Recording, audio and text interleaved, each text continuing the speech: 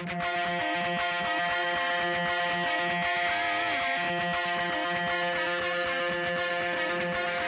listening to the Roofing Success Podcast, a show created to inspire roofing contractors to achieve optimal success in their roofing businesses. I'm the host, Jim Moline, the co-author of the book, Internet Marketing for Roofing Contractors, How to Triple Your Sales and Turn Your Roofing Website into an Online Lead Generation Machine. I'm also the co-founder of Roofer Marketers, the digital marketing agency for the roofing industry. On each episode, I'll be sitting down with industry leaders to talk about their processes, the lessons they've learned, and how to find success in roofing.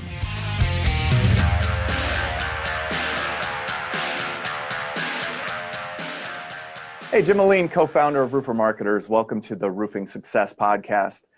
A little story for you today. Got on a phone call with a roofing contractor, which I do all day, and just had a really genuine, nice conversation. And he wasn't sure what he's always looking to improve his business, and that's what he was doing, talking to us. But we just had a great conversation, and then as I was looking at the Roofing Contractors Association of Texas conference about a week later, I noticed his name on the speaker list. So I reached back out to him, or actually first I Googled him a little bit and watched a couple of past interviews about him, and I was like, man, this guy just has a great story, man. And it's the story that we all love, right? The story of hardship, making it through challenges. And so I really wanted to have him on the podcast and have him share his story and his successes with you. You know, he's built his business in one of the most competitive roofing markets in the business, right? In the Dallas-Fort Worth area. If you can build a roofing business there, you can build it anywhere, right? There's no tougher market than that to become successful and to really build a really successful business and a well thought out business. The things that I've seen him talking about, and he's doing the speaking at the conference this year. And he's just a great businessman from what I've seen with him, and I just wanted him to share his story with you. And so wanted to introduce you to Adam Buttorff, and Adam, tell everybody a little bit about yourself and your business and how things are going for you. Well, thanks, Jim. I appreciate that. So Adam Buttorff, owner of Renowned Roofing Construction, and you're right, based out of Dallas, one of the most competitive markets in the nation. I tell people all the time, if you want to start a roofing company, don't start it in Dallas. It'll be difficult for you. So a little about my story. It's interesting. A lot of people ask me, well, how'd you get in roofing? Did you grow up and want to be a roofer? And I would say, absolutely not. It's not sexy, right? I don't know if I'm going to high school and thinking, man, when I grow up, I'm going to be a roofer. That just sounds awesome. Yeah. Almost the same lines of a doctor, right? That's what you think of. Not. And so, God had to work it out. And so here I am. I have a business where I'm actually flipping houses. Right back when it was cool, the new shows came out, and so I was doing that. And then I was also had a in-home fitness business, and so rock and roll on both those businesses. And then the economy, what everybody says happens around 2008, 2009, and it just kind of leveled off or tanked in most areas. In most areas, yeah. In most areas, right? Same thing happened to me. And so here I am thinking I'm this cool, successful guy doing all kinds of entrepreneurial businesses. And I have 8 houses that I'm flipping and I can't sell, and I got to turn in rentals. So I'm what they call equity rich and cash poor. The same aspect, my business partner pushed me out of the fitness business. So here I am, essentially a jobless. And so I had to be humbled at that point to even look at the roofing business, as my late wife actually had her brother actually worked in roofing. She's like, well, go sell. You can do that. I'm like, sure. I'll go do that for a few months. So I figured out what I want to do. That was 15 years now? 15 Goes years. Quick, huh? So jump in the business. Turns out I love it. I worked for that company for about a year and a half before I started my own and launched my company back in 2012. And it's been a crazy trajectory since then. And so that's kind of how I got into business. And with most people, when you get into something brand new, it's all the excitement that rolls and you're moving forward with it. And so starts off, I get in the business and we're rocking and rolling. And man, we're growing like crazy because I run it like a business. I didn't know roofing. I wasn't a trade roofer. I was a business guy. I didn't know how to do it any other way. And so we're growing like crazy. I'm putting the right people in the right proverbial seats on the bus of my business, if you will. And life happens and difficulty happens. So we get the Inc. 5000, the fastest growing companies in America, 2 years in a row. Top 500 remodelers in America, 2 years in a row. And so, but what most people don't realize is leading up to that, Jim, is difficulty hits and strikes us all. And so my late wife, and I say late wife because she was diagnosed with cancer, brain cancer. And during this rapid growth I lost my wife to cancer. And as hard as that is, the Lord really just worked on my heart and helped me through that. But I want to encourage everyone here is during that time is when we hit these top lists. And the reason amazing. That's it's amazing. not because of me. It was because the staff I created and invested in them, because it's not about you as the owner, it's about your team. And if you invest in your team, they will unbelievably produce. And so that's a kind of a long and short of how that came about, what's happened there. And Jim, it's been interesting because I've been asked to share this story a couple of times, and I even shared it in a book I wrote, I co-authored. Yes. Resilience, turn your setback into a comeback. Yeah, I saw that. That's awesome. Which was just so encouraging to share that. Yeah. And to share that with others, right? To encourage others in any process, any difficulty you're going through. Yeah. Yeah. That's great, man. And that is, a lot of times if you can really channel those difficulties and do the right things during those times, you'll always come out of the other end. And that's where, with this podcast, a lot of, we want to help people. And I talk to contractors every day and they're struggling in different ways, right? Everybody has their own struggles and, yep. Life comes at you from every angle sometimes. And you got to keep things going. But I know that's what you're speaking about at the Roofing Contractors Association, correct? Is hiring the right people? One of the things I specialize in, kind of my secret sauce that I love to share and encourage help others in is this. If I could tell one business owner of roofing contractors or any kind of business is understand how you're wired and understand how your team is wired. And then put the right person on the right seat on the bus. For example, I tell us all the time, I talk to contractors all the time, I say this, if I can get you doing only what you're naturally gifted to do, would you not be excited? Yeah. Exactly. Fantastic, right? For all of us. Yep. But you spend zero time understanding that. Yeah. And we always procrastinate on the things that we don't like to do, right?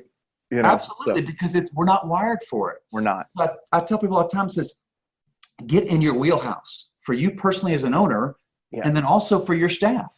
Because if I can get a staff member doing things they're naturally wired to do, when business ramps up or stress ramps up for the business, they're not totally stressed because it's how they're wired.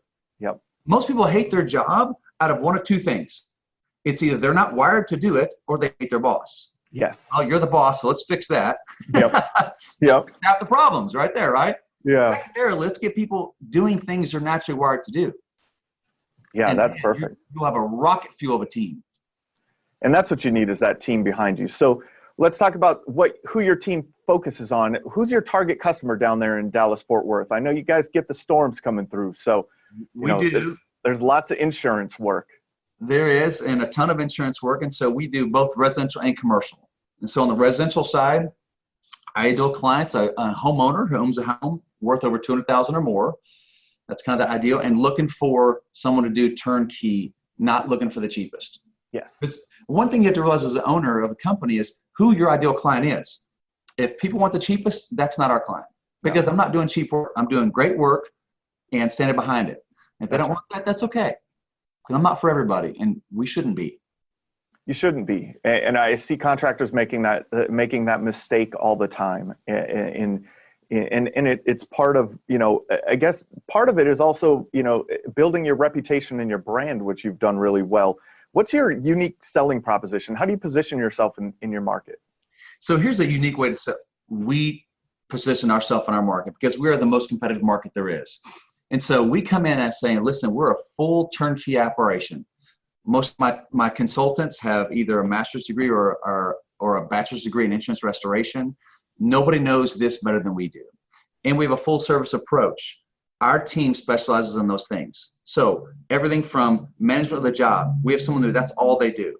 Everything from dealing with the permits to the construction of the roofing or the other trades. I have a trades manager. I have a roofing manager. That's all they do.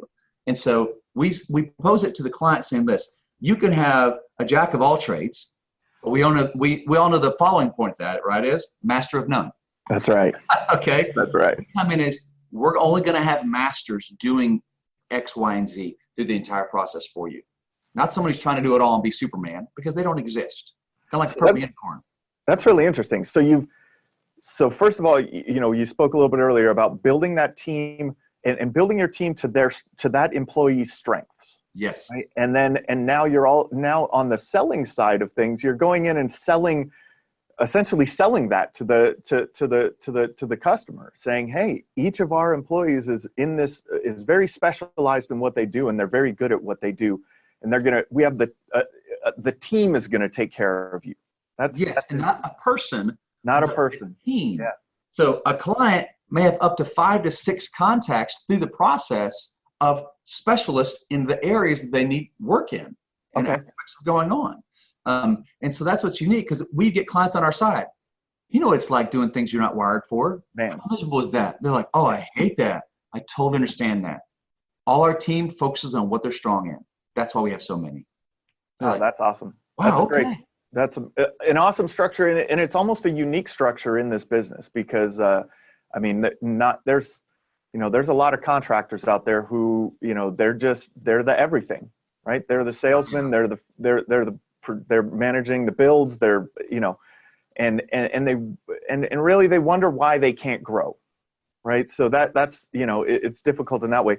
What types of marketing do you do, or what kind of marketing mix do you focus on to get your name out? Because to hit the Inc. 5000 is no easy fit. It's no joke. No easy feat. And then if you're in the Dallas area, also in that mostly competitive market, how are you reaching the people to actually even tell them about this?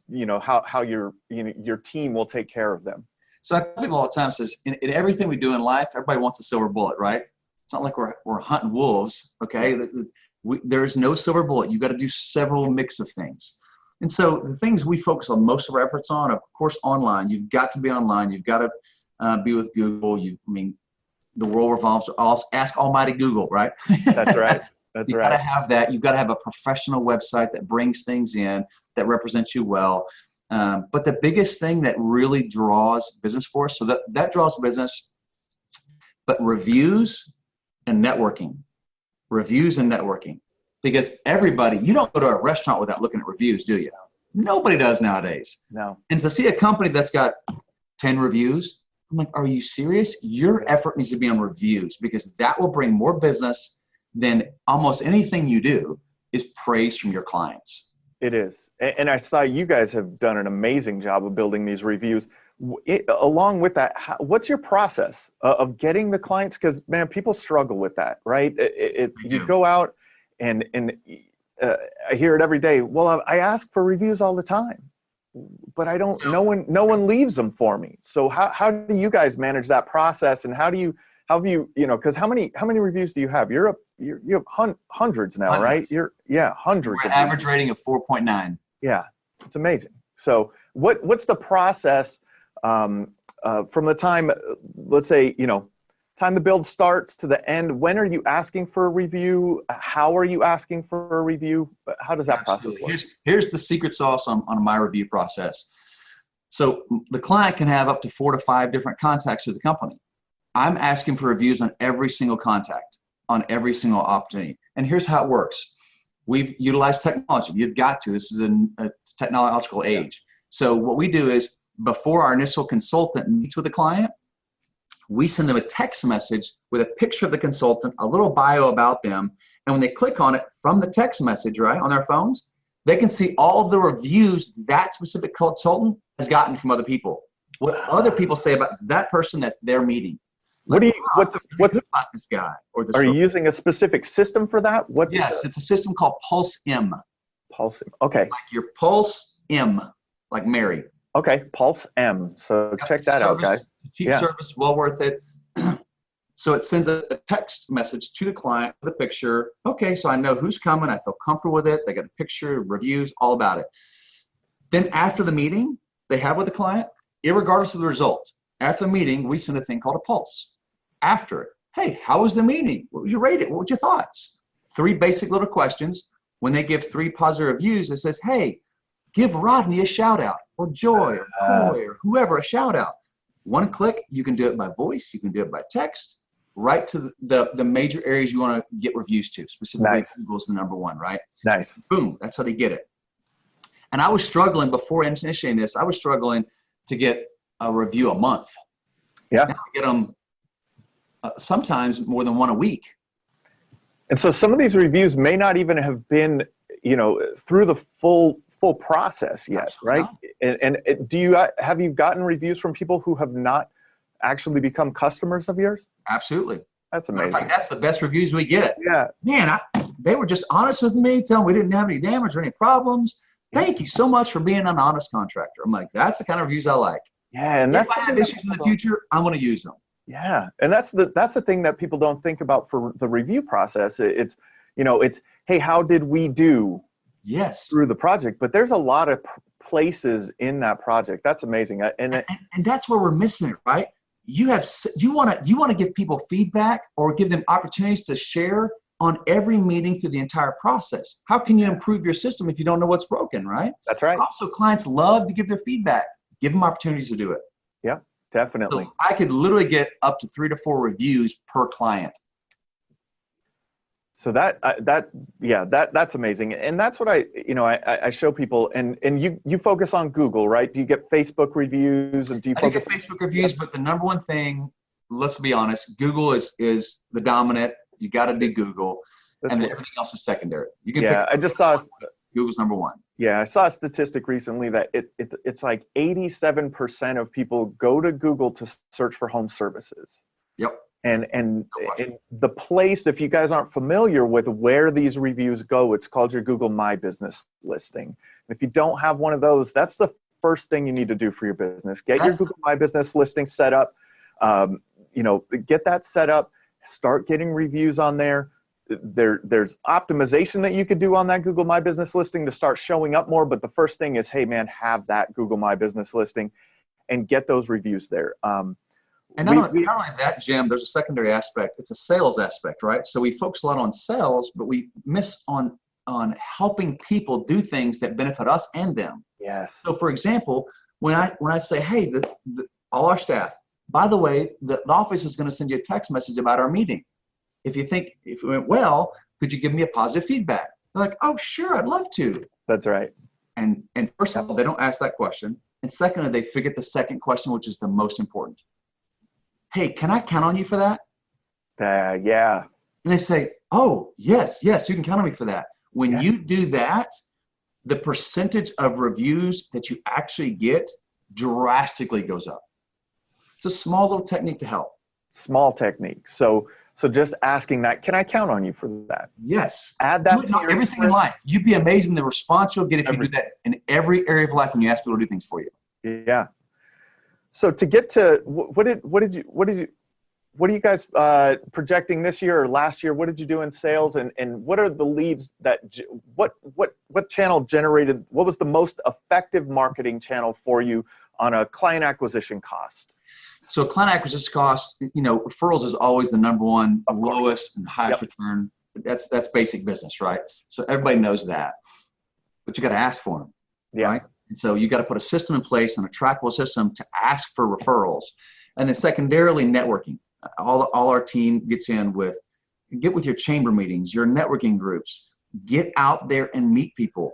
And that is a big, big deal. And networking is about, let's see how I can help other people. Because when you think about other people first, they in return give back to you. Stop thinking about yourself all the time.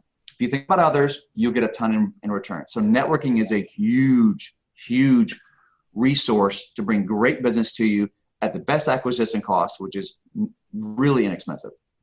And to bring that around a little bit, a lot of contractors are there. They're working in their business, 6 a.m. to 8 p.m., right? So they don't have those opportunities for networking. So getting back to your earlier points about building the right team members, right, will allow you to be able to step out and go to some of these networking events and grow your business in relationship to that. So focusing on that is going to be a big thing for you.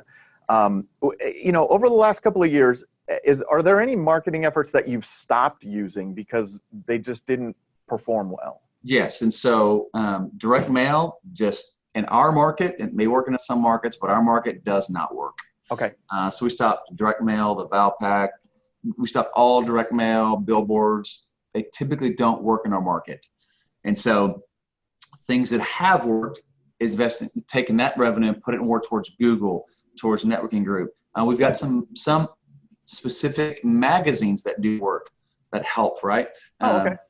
But generally, and these are magazines related to when it shows something like, oh, these are vetted home improvement industries. Okay. A magazine for you just as a resource. Okay, Yep. That actually works, right? Because they've been vetted and they feel good about it. That's right. Versus like, it's a summer magazine and look at all the design stuff. That doesn't work. Yeah. Right. So it's the place that someone's looking at. They're looking at it, and it's that the added trust layer instead of just the ad in the magazine. Yes. That people don't trust ads, but they trust people that have been verified. Yeah. Look for those in your area, guys. If you have it, if you can Absolutely. You can find that's a great idea. Find publications that do a vetting process or something like that and put you in there, publish you in there. That's a great one. And they're upfront about, hey, we've vetted these home improvement vendors. Yep. And it's a book, a little book or magazines. That's all it is. And it's upfront about it. And those work. Yeah. That's awesome. I like that. It ties into the same thing of why, having good reviews on Google or, and it's that trust factor that you're getting. There's the new Google local service ads, the Google guaranteed. If you're not on Google guaranteed, you're missing out. You've got to be on Google. I mean, Google's where it's at. So everything Google does, you need to be a part of. Everything, right? You really, on the front page of Google, you have 5 opportunities to have your business shown for every search now. So if you can get into, you can essentially, if you're in one place, that's great. But if you can be in all places, that's even better. The more exposure, the better. That's kind of our mantra, right? So absolutely. So are you using social media in your business? How are you using it? Has it been effective for you? Not effective for you? Truthfully, that's an area we need to grow in. And so we haven't done it very effectively. We do it, but we haven't been very effective in doing it. And so that's an area for us to growth. Okay. So we posted pictures and engaged others. But truthfully, it's just an area we need to grow in. Are you, what are you doing? There's 2 things that I talk about with contractors a lot. One is client acquisition costs. And then the other that people overlook a lot is long-term value of a client. Oh man. Right? And that's the one that people miss a lot. And so what are you doing? You talked about, we all know that a referral has the best client acquisition cost, right? It's free. What are you doing to follow up with your existing clients, your past clients, and are you, to try to build those referrals?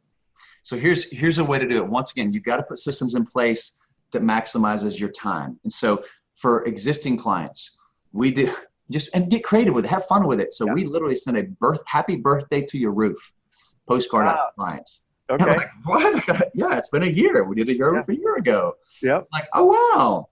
And then we typically give them a call out once a year to say, hey, we're going to do a free inspection for you just to make sure everything's good, everything's taken care of. What it does for us is keep my sales guy consultants consistently in front of the client. But also, it's a free service we're going to offer to our existing clients. Oh, by the way, we always schedule it when they're there. Yep. Oh, by the way, we fix these little things. Everything looks good. You're in great shape. Oh, by the way, are anybody else you could refer us to? We can take care of you just like we took care of them. Once again, building that referrals, you've got to stay in front of them. You don't want them to forget about you. Yeah, but in that free yearly roof inspection, you're creating an opportunity to have a conversation.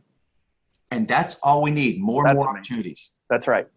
Have those conversations. That's awesome, man. Are you doing any email marketing to these clients or anything like that? I know you said the direct mail, the postcard.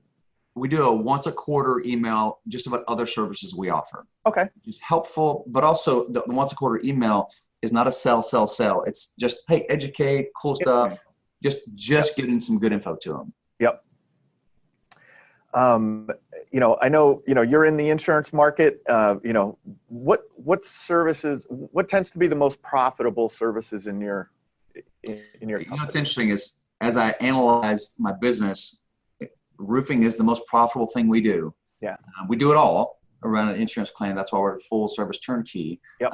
But it consistently becomes roofing and gutters typically is the most profitable. Okay. We do it all because that's a unique selling point, right? Because a lot of people don't. Yes. But it is typically the most profitable. And do you find that, and you do residential and commercial, and I know, margins differ and time on the job differs and things like that. If you were to only be able to choose one, which would you do all day, every day? That's a hard question to say, because residential roofing is your bread and butter. That's consistent. It's steady. It's going to be consistent. Yep. And I call commercial kind of the icing on the cake. Yeah. When it comes big, right? Yep. But it's not consistent. Yep. It's not steady. Yep. It's like blips everywhere. Yeah. You get it like, yeah. And when you don't have it, you're like, oh gosh, we're struggling. And so I would, even consultants, guys that come in and want to do sales, I want to do all commercial. I'm like, you can do that. You will starve. Yes. Because it takes a long time. Starve 9 months of the year, right? Yeah. And then you'll have a great payday, or Exactly. Then you're like, yeah. Then okay, no, 9 months. Yeah. So I tell, be the best there is at whatever it is you do. Do you guys do repairs too, or just focus on replacement? Absolutely repairs. Yeah. When it comes to commercial, even residential, I think repairs is vital. A lot of people don't do it, but it is literally a huge door that you're missing to get in to build relationships. Yeah. Once again, we're all about long-term relationships on the residential and commercial side. So by doing repairs, it opens those doors for that future business. Yeah, for sure. And that's that getting in front of someone again, right? Getting them introduced to you, understanding how you've done well for them through the process, and they're coming back, or they're referring a friend. So that, yeah, and the more opportunities. It amazes me how many contractors I talk to that are just, if it's not a full replacement, I don't even want to talk to the person. And that is such short-term vision. You're going to go broke doing that. 100%. Yeah. And you're going to wear yourself out. Yep. Build relationships. Have long-term vision. It's about long-term relationships. What would you say to the owner of a roofing business that's trying to take their company to the next level? So maybe the person that, has been in a business a couple of years, they're maybe hitting $1 million now.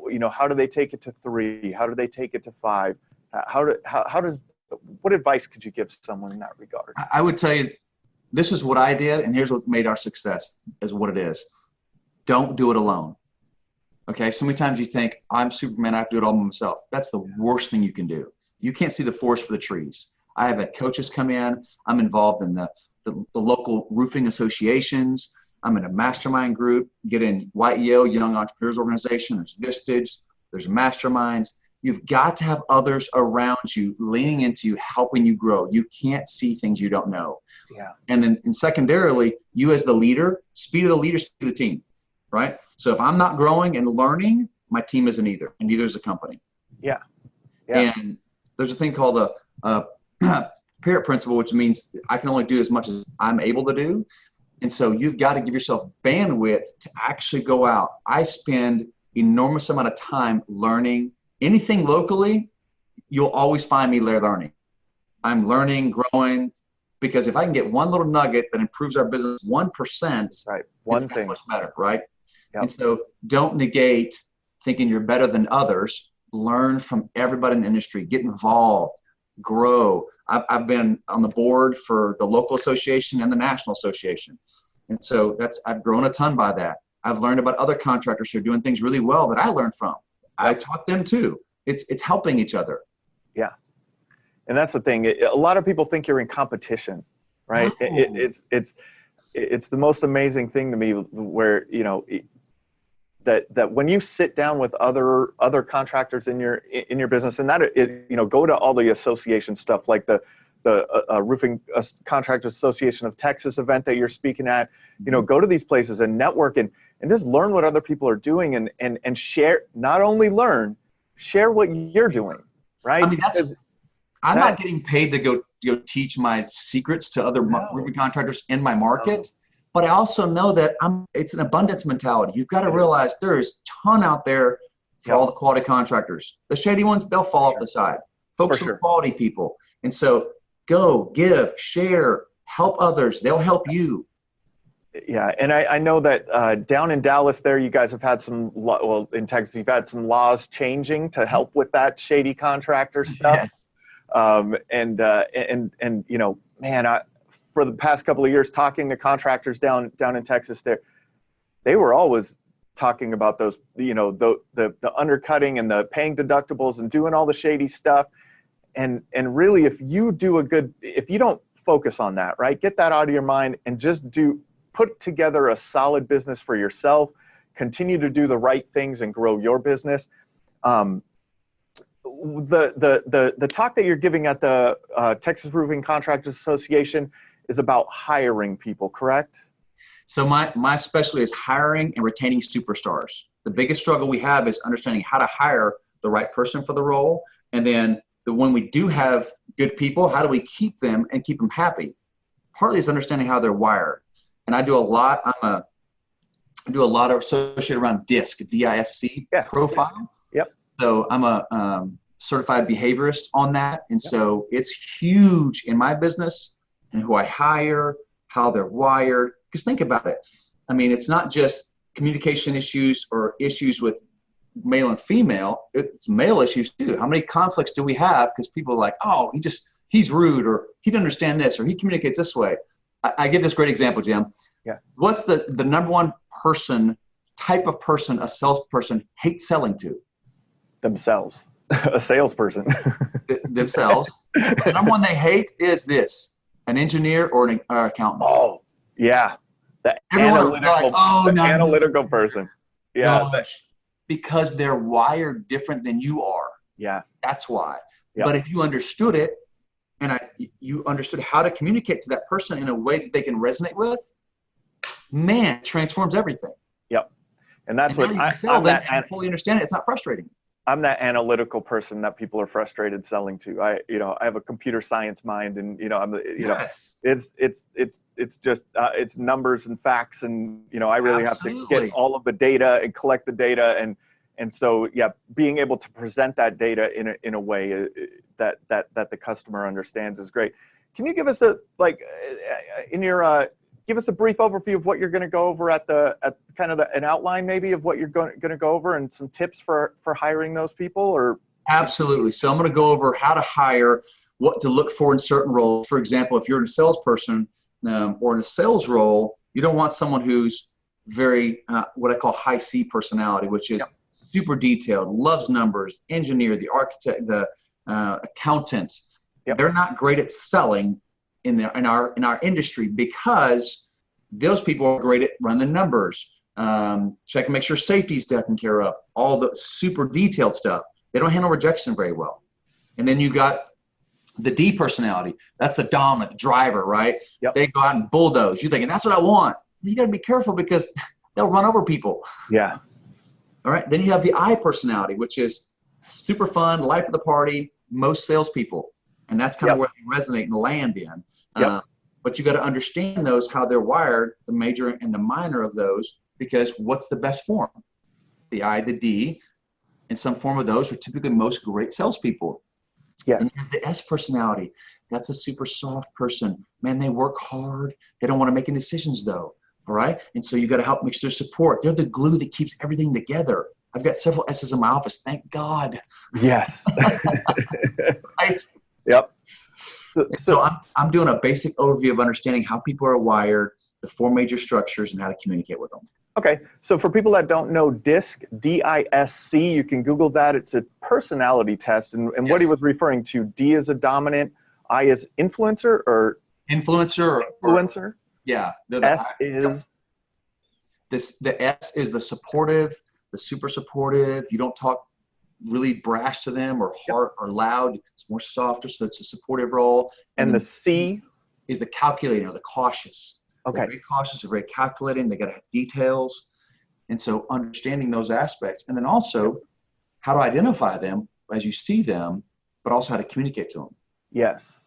So here's something that everyone should do out there. Go and take the DISC profile personality test yourself. I've done that myself, and it's amazing, man. It really provides insight. It nails you.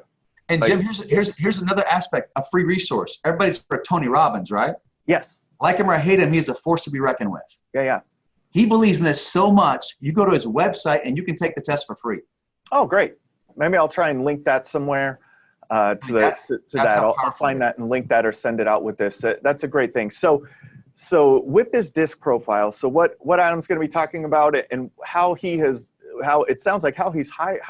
his people and how he finds those very specific people that fit that position perfectly is matching their personality with the jobs at hand that they have to do with that job description, essentially. Absolutely. And doing that through the DISC, using the DISC profile. So, and then also, if you understand yourself, maybe you understand the first person you need to hire. Yep, or the second, you gotta have the opposite of you, right? Exactly. So if you're the salesperson, if you're a high I, high D, somewhere in that mix where you're a great salesperson, then maybe you want that S person in the office, managing those day-to-day things, just going through things on a day-to-day basis, taking care of all that.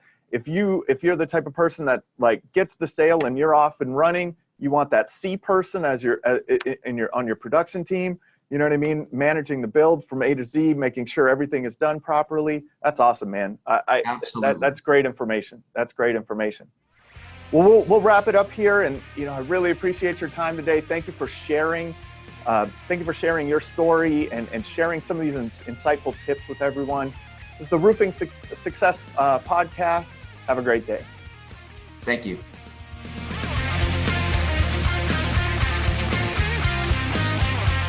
If you would like to generate more sales through your digital marketing efforts, please visit roofermarketers.com and get a copy of the book, Internet Marketing for Roofing Contractors, How to Triple Your Sales and Turn Your Roofing Website into an Online Lead Generation Machine. Also, check the training section of the website for guides on everything from running effective pay-per-click ads to how to properly set up your Google My Business listing. This has been another episode of the Roofing Success Podcast. Thanks for listening.